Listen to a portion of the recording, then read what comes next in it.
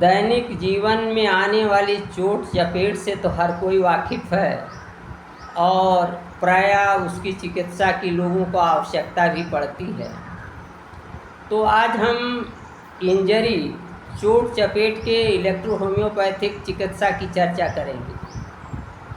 Wounds and cuts, घाव और कटना, ऐसे मामले में हम प्रभावित स्थान को A2 के लोशन से धोते हैं।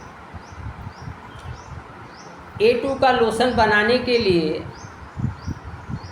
A2 की 20 गोलियों को 6 अंश पानी में घोल लिया जाता है। तो ये वीक लोशन होगा और इससे हम वुंड्स और कट्स को धो सकते हैं।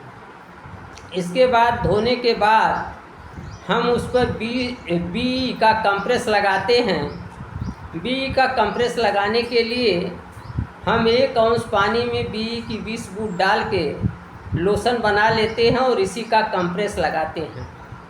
साथ ही साथ रोगी को A3/3 डाइल्यूशन बना करके उसको 1-1 चम्मच पीने के लिए 15-15, 20-20 मिनट पर देते हैं।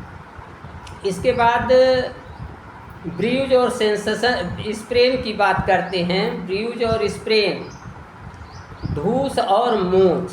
धूस और मोच से प्रायः हर कोई परिचित है। जब किसी ब्लंट ऑब्जेक्ट से चोट आ जाती है तो वो धूस होती है, और जब टेंडन्स खिंच जाते हैं या दब जाते हैं, पेशियां खिंच जाती हैं या दब जाती हैं, नर्व खिंच जाती है और दब जाती हैं, तो स्प्रेन हो जाता है, मोच आ जाती है। मोच और धूस के मामले में हम C5 के अंशन को मालिश करते हैं प्रभावित स्थान पर और B या S3 का कंप्रेस लगाते हैं। साथ ही साथ A3 के सेकेंड डाइल्यूशन को पीने के लिए देते हैं। अब हम चर्चा करेंगे वुंड्स, कंट्यूशंस, इंजरीज, लैसिरेशंस, ब्रूज और स्प्रेन्स आदि की।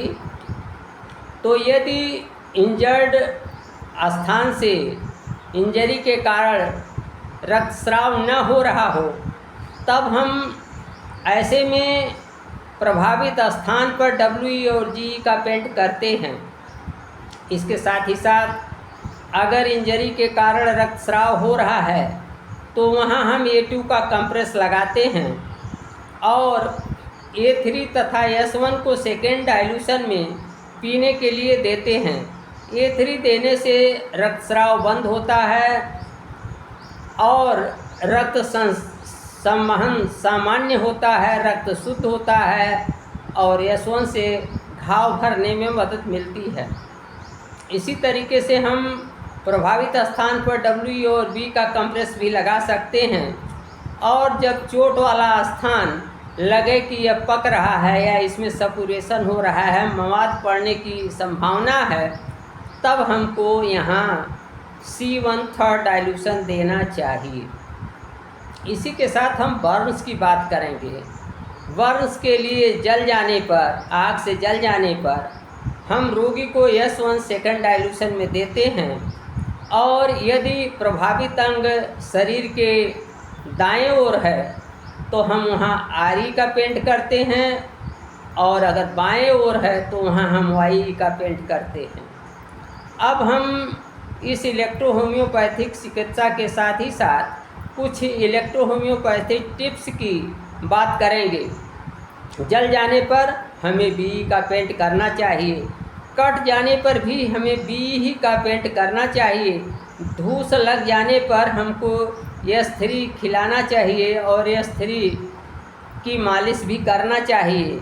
इसी तरीके से धूस लगे स्थान को WE से मालिश करना चाहिए।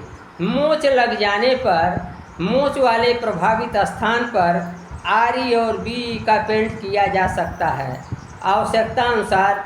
जैसे यदि रोगी लिम्फेटिक टेम्परामेंट का है तो RE का पेंट लाभदायक होगा, और अगर सैंग्विन टेम्परामेंट का है, रक्त प्रकृति का है, तो BE का पेंट लाभदायक होगा। तो आज बस इतना ही। नमस्कार, मैं डॉक्टर प्रेम नारायण।